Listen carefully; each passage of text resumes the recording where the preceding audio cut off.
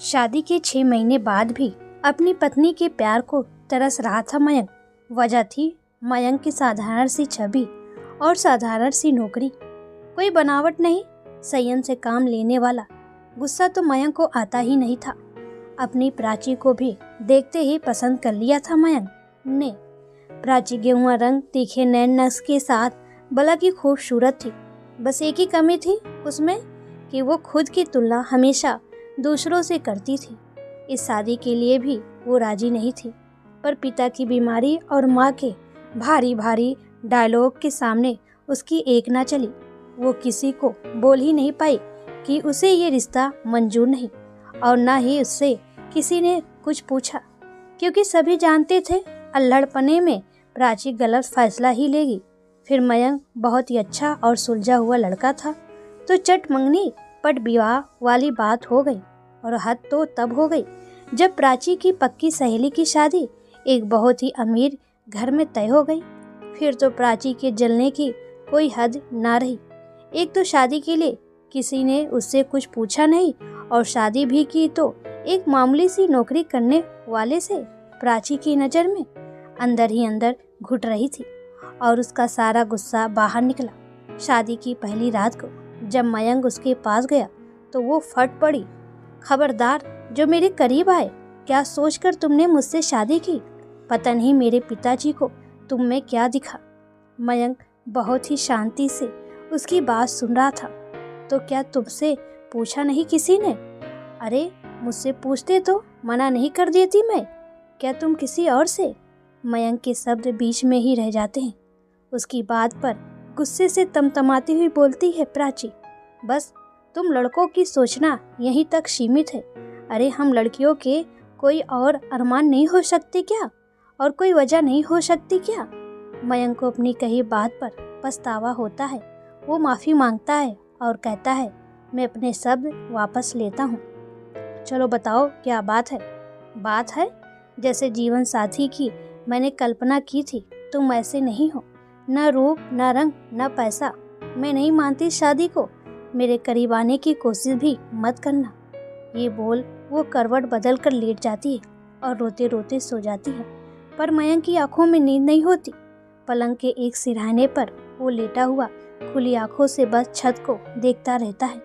प्राची के कहे शब्द उसके कानों में घूम रहे थे। कुछ दिन बीत जाते हैं। मयंक हर तरीके से प्राची का दिल जीतने की कोशिश करता है, पर सब बेकार, क्योंकि प्राची ने तो तय कर लिया था कि मयंक को इतना परेशान करेगी कि वो खुद ही उसे छोड़ देगा। घर का माहौल खराब ना हो और सास ससुर की नज़र में प्राची की छवि खराब ना हो, ये सोचकर मयंक उसे अपने साथ शहर ही ले जाता है, जहाँ वो नौकरी करता था। हालांकि उसकी नौकरी इतनी छोटी भी नहीं थी कि वो प्राची की खुशियों का ख्याल ना रख पाए। बस प्राची की दूसरों से तुलना करने की आदत उसकी गृहस्थी खराब कर रही थी। अभी उसे समझ नहीं थी। खैर, वो प्राची को लेकर घर आता है। स्वागत है आपका मैडम, वो दरवाजे पर खड़ा बोलता है। 2 कमरे का छोटा सा घर, पर साफ सुथरा, जिसमें ज़रूरत का सारा सामान मौजूद था। प्राची मुंह बना के, स्वागत तो ऐसे कर रहे हो जैसे राजमहल में लेकर आए हो। प्राची की बातें मयंक का दिल तोड़ देती थी, पर मयंक हर बार हंसकर टाल देता था। अगले दिन सुबह प्राची आराम से सो रही थी। मयंक बोला, उठो प्राची, मुझे लेट हो जाएगा, जल्दी नाश्ता बना दो। प्राची बोली, मुझसे कोई उम्मीद मत रखो, समझे? मैं नहीं बनाने वाली कोई नाश्ता। ये बोल वो करवट ले लेती है। मन में, अब तो पक्का झगड़ा होगा। मयंक हंसकर बोला, कोई बात नहीं, पहले भी मैं खुद ही बनाता था, अब भी बना लूँगा। बताओ क्या खाओगी? प्राची मन में, किस मिट्टी का बना है ये आदमी, कितना भी कुछ कह दो गुस्सा ही नहीं करता। मयंक बोलो, जल्दी क्या खाओगी? जहर, प्राची बोलती है। अब जहर तो मुझे बनाना नहीं आता, उसके लिए तो तुम्हें खुद ही मेहनत करनी पड़ेगी। ये बोल वो हंसता हुआ किचन में चला जाता है। प्राची झल्ला जाती है उसकी बात पर वो उठती नहीं। कुछ समय बाद मयंक वापस जाता है। मैंने तुम्हारे लिए भी नाश्ता बना दिया है, ओके? ये बोल वो जल्दी से उसका माथा चूम लेता है और बाय कहकर चला जाता है। ये सब इतनी जल्दी होता है कि प्राची को कुछ समझ नहीं आता। आज मयंक ने पहली बार उसे छुआ था। एक मीठा सा उसके अंदर दौड़ गया, पर जल्दी ही फिर से वही एहसास सब उसके दिमाग में घूमने लगता है। वो उठती है और नहाकर तैयार हो जाती है। बाहर आकर देखती है टेबल पर नाश्ता रखा हुआ था और साथ में एक चिट्ठी भी। वो चिट्ठी पढ़ने लगती है। अब तो उठ गई ना।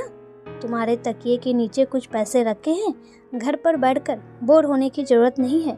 पास में ही मॉल है, वहाँ जाओ और जिस चीज़ की ज़रूरत हो वो ले लो। शाम को जल्दी आ जाऊँगा, तुम्हारा मयंक। चिट्ठी पढ़कर हल्की सी स्माइल आ जाती है उसके चेहरे पर और वो चली जाती है बाहर। मॉल में घूमते हुए उसकी नज़र अपनी सहेली रूपाली पर पड़ी। उसने आवाज़ लगाई, रूपाली। रूपाली को देखते ही उसकी आंखें फटी रह गई। महंगी साड़ी, गहने, क्या ठाठ थी रूपाली की। रूपाली उसको देखकर खुशी से अपने गले लगा लेती है। तू यहाँ कैसी है? तू बहुत सुंदर लग रही है। प्राची होश में आते हुए, अच्छी हूँ, तू तो पहचान में भी नहीं आ रही। इतने में हैंडसम सा लड़का रूपाली के पास आकर, मुझे नहीं मिलाओगी अपनी सहेली से? प्राची, ये है मेरे पति। अब तो प्राची के जलने की कोई सीमा नहीं रही थी। रूपाली का पति बिल्कुल वैसा था जिसकी कल्पना कभी प्राची ने की थी। बस अब तो उसे मयंक पर और भी गुस्सा आने लगा था। उस पर से रूपाली के पति का रूपाली के लिए बेहिसाब प्यार आग में घी डालने का काम कर रहा था। वो प्राची के सामने ही उसको ज्वेलर्स की दुकान पर ले गया और रूपाली के मना करने के बावजूद भी उसके गले में सोने की चैन पहना दी थी। मन में कितनी लक्की है रूपाली, और एक मैं। हाँ, बस 10,000 रुपये दे दिए, जाओ शॉपिंग कर लो। दनदनाती हुई वो वापस आ जाती है और गुस्से से सारा सामान वहीं सोफे पर पटक देती है और खुद खड़ी हो जाती है खिड़की पर जाकर। कुछ समय बाद मयंक आता है। खिड़की पर खड़ी प्राची पर नजर जाती है।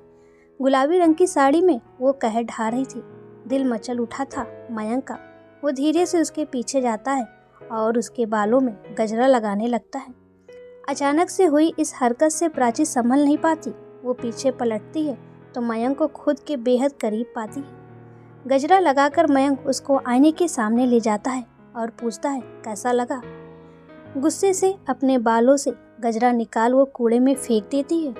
मयंक उसकी तरफ हैरानी से देखता है। ये लाए हो तुम मेरे लिए इतना मामूली सा तोहफा? खैर, मैं क्यों शिकायत कर रही हूँ, जबकि मुझे पता है इससे ज़्यादा देने की औकात नहीं है तुम्हारी। उसका एक लफ्ज मयंक का सीना छलनी कर रहा था, पर फिर भी प्राची का चेहरा अपने दोनों हाथों में लेकर, क्या हुआ है प्राची, क्यों तुम हर समय ऐसा व्यवहार करती हो मेरे साथ? मैं तुमसे बहुत प्यार करता हूँ। मैं वो लाऊंगा तुम्हारे लिए जो जो तुम्हें चाहिए। दिन रात मेहनत करूँगा, तुम्हारा हर सपना पूरा करूँगा। बस तुम अपने दिल में थोड़ी सी जगह दे दो मुझे, थोड़ा सा प्यार दे दो प्लीज़।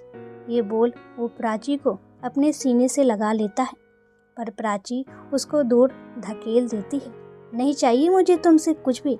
दम घुटता है मेरा इस घर में, इस रिश्ते में। आज़ाद होना चाहती हूँ मैं तुमसे। तलाक चाहिए, बोलो दे सकोगे? उसकी बातों से मयंक की आंखों में आंसू आ जाते हैं। दिल बुरी तरह टूट जाता है उसका। ठीक है, अगर तुम्हारी यही इच्छा है तो यही सही। बस मुझे थोड़ा टाइम दो, जल्द ही मैं तलाक के पेपर तैयार करवाता हूँ। ये बोल वो घर से बाहर चला जाता है और प्राची वहीं बैठ रोने लगती है। दिन बीत रहे थे। अब प्राची से बहुत कम बात करता था, बस उतनी जितनी ज़रूरत हो, और ना ही प्राची कोशिश करती थी कभी उससे बात करने की। सुबह जल्दी उठ नाश्ता बना देती थी। मयंक भी चुपचाप खा लेता और ऑफिस चला जाता। रात को देर से आता। बस यही रूटीन हो गया था उसका। एक दिन प्राची किसी काम से बाहर गई कि एक रेस्टोरेंट में बैठे रूपाली के पति पर उसकी नज़र गई, जो किसी लड़की के साथ था और दोनों बहुत ही करीब थे। प्राची को तो विश्वास नहीं हो रहा था।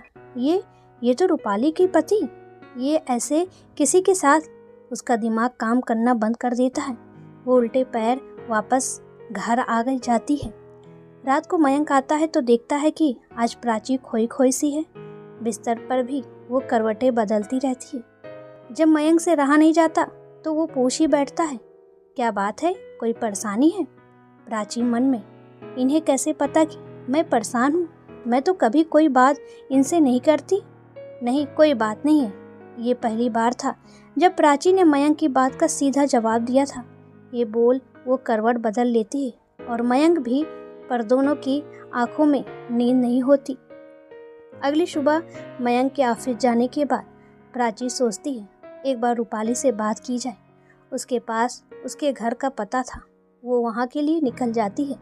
उसके घर जाते समय वो उसके लिए एक दो तोहफे ले लेती है, ये सोचकर कि खाली हाथ जाना अच्छा नहीं लगता। उसके घर के सामने पहुंचकर वो अपनी साड़ी ठीक करती हुई आगे बढ़ती है कि हाथ में से गिफ्ट वाली बैग नीचे गिर जाती है। वो उसको उठाने के लिए जैसे ही झुकती है कि उसकी नज़र खिड़की से होते हुए अंदर जाती है। अंदर रूपाली अपने पति पर चिल्ला रही थी, आपके किसी और लड़की के साथ संबंध है? शर्म नहीं आई आपको? अभी उसकी बात पूरी नहीं हुई थी कि एक चाटा उसके मुंह पर पड़ता है। रूपाली का पति उसका मुंह दबाते हुए, औकात में रहे अपनी, समझी? अरे थी क्या तू? मेरे से शादी करने के बाद तेरी पहचान बनी है। ये महंगे कपड़े, ये जेवर, ये शानो शौकत कभी सोचा था सपने में भी? नहीं ना। यहाँ रहना है तो सब बर्दाश्त करना पड़ेगा। बाहर खड़ी प्राची को लगता है कि ये चाटा उसके मुंह पर मारा है, उसकी सोच पर मारा है। इतने में रूपाली एक जोरदार थप्पड़ खींचकर अपने पति के मुंह पर मारती है, और सारे गहने भी। ये रखो अपने गहने अपने पास, मुझे नहीं चाहिए तुम्हारा कुछ भी। मुझे एक प्यार करने वाला पति चाहिए, दिखावा करने वाला नहीं, जो बिना बोले मेरी सारी बात समझ जाए। ऐसा जीवन साथी चाहिए मुझे, और उसके साथ तो मैं झोपड़ी में भी रह लूँगी, समझे? ये बोल रूपाली अपने पति का घर छोड़ चली जाती है और प्राची अपने घर। सैकड़ों विचार उसके मन में घूम रहे थे। आज एहसास हो गया था उसको कि वो कितना गलत कर रही है। आज मयंक के लिए इज्जत बढ़ गई थी उसके दिल में। आज उसको समझ आ गया था कि जीवन साथी पैसों वाला ना सही, पर प्यार करने वाला होना चाहिए। उसे खुद पर बहुत गुस्सा आ रहा था। आत्मा धिक्कार रही थी उसकी। उसने सोच लिया था कि मयंक से अपने किए की माफ़ी मांग लूँगी। उसके बाद मयंक जो भी सज़ा देगा वो भी सह लूँगी। ये सोचते हुए वो घर पहुँच जाती है। आज पहली बार ये घर उसे अपना घर लग रहा था। जल्दी से खाना बनाकर वो मयंक का इंतज़ार करने लगती। मयंक घर आता है। वो थका हुआ सा सोफे पर बैठ जाता है कि प्राची उसके सामने जाकर पानी। मयंक हैरानी से उसकी तरफ देखता है। इससे पहले कभी प्राची ने उसकी तरफ इतना ध्यान नहीं दिया। वो पानी का गिलास ले लेता है। वैसे मेरे पास भी तुम्हारे लिए कुछ है। प्राची एकटक उसकी तरफ देखती है। वो अपने बैग में से तलाक के पेपर निकाल उसके हाथ में रख देता है। प्राची को एक धक्का लगता है। मैंने अपने साइन कर दिए हैं, तुम भी कर दो और तैयारी करो। कल रात को ही मैं तुम्हें तुम्हारे घर छोड़ आऊँगा, और तुम्हें किसी को भी कुछ कहने की ज़रूरत नहीं है। मैं सारा इल्ज़ाम अपने ऊपर ले लूँगा। ये बोल वो कमरे में जाकर लेट जाता है। प्राची बाहर खड़ी बस खाली आंखों से उन कागज़ों को देखती रहती है जिन पर मयंक के साइन थे। खुद से नफरत होने लगी थी उसको। उसका दिल कर रहा था कि धरती फट जाए और वो उसमें समा जाए। अगली सुबह प्राची के उठने से पहले ही मयंक ऑफिस चला गया था। प्राची उठती है, देखती है कि नाश्ता टेबल पर रखा है और साथ में एक चिट्ठी भी। आज ऑफिस में ज़्यादा काम है तो जल्दी चला गया हूँ, तुम तैयारी करके रखना, रात को निकलना है। ये पढ़ते ही कब से रुके हुए आंसू बह जाते हैं उसके।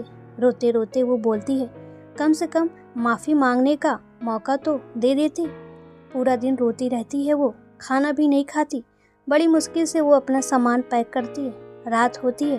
थके कदमों से मयंक वापस आता है। रो रो कर आँखें उसकी भी लाल हो गई थी। वो अंदर आता है। बाहर सोफे पर ही प्राची बैठी होती है, चेहरा मुरझाया हुआ। मयंक उसकी तरफ बिना देखे, सारा सामान रख लिया ना? कहीं कुछ रह तो नहीं गया? प्राची मन में, मेरा दिल रह गया है तुम्हारे पास। मयंक बोला, प्राची के पास जाकर चलें? वो सामान उठाकर आगे बढ़ता है कि प्राची उसका हाथ पकड़ लेती है। मयंक के कदम रुक जाते हैं। वो पीछे मुड़कर देखता है। आंसुओं से भीगा हुआ प्राची का चेहरा नजर आता है उसको। ऐसे देख मयंक के दिल में एक ठेस सी उठती है। क्या बात है, कुछ चाहिए क्या? प्राची का सब्र जवाब दे जाता है। वो रोते रोते उसके सीने से लगकर, मुझे माफ़ कर दो प्लीज़, मुझे खुद से दूर मत करो, मुझे समझ में आ गया है कि पैसों से ज़्यादा प्यार ज़रूरी है। मुझे एक मौका दो, मुझे तलाक नहीं चाहिए। नहीं। रोने की वजह से उसकी आवाज़ साथ नहीं दे रही थी। उसके आंसू मयंक के कमीज को भिगो रहे थे और बेचैन कर रहे इतने दिनों से कर रहा था। मयंक को जिस प्यार का इंतज़ार मयंक को था, आज उसको महसूस हो रहा था। उसकी आंखों से भी आंसू गिर रहे थे।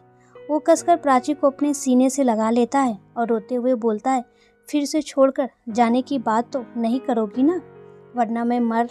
प्राची उसके ओठों पर अपने ओठ रख देती है, फिर उससे हल्का सा दूर होकर, खबरदार जो दोबारा तुमने ऐसी बात की। मयंक मुस्कुराकर उसकी तरफ देख रहा था। उसको अपनी तरफ एकटक देखता पाकर प्राची शर्माकर अपनी पलकें झुका लेती है। मयंक उसको अपने करीब कर अपने ओठ उसके ओठों पर रख देता है। प्राची के हाथ उसके कमर पर कस जाते हैं। मयंक उसको गोद में उठाकर कमरे में ले जाता है। आज सही माने में मिलन हुआ था, दो जिस्मों का ही नहीं, दो आत्माओं का भी। मयंक के प्यार, सब्र और त्याग की जीत हुई थी आज। दोस्तों, हमारी कहानी कैसी लगी प्लीज़ कमेंट में ज़रूर बताएं।